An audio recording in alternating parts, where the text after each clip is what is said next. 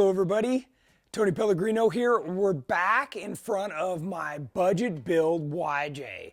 So as you know, this vehicle came with a hardtop, which meant there was no rail on here from when I got it.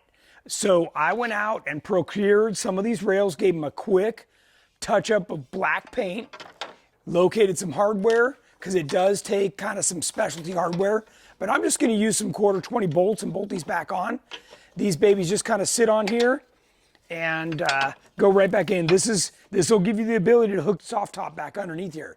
Now what I'm going to do is I'm going to upgrade it with the GenRight lock and loads, and these set on top of here. They use all the same bolt holes, but it's going to come with brand new stainless steel hardware. And the nice part is each one of these loops gives you the ability to put a hook or a bungee in it and tie down your cargo in this back cargo area. So I'm just going to use all the stainless hardware that these came with and bolt this right down. All right, we'll drop in the hardware.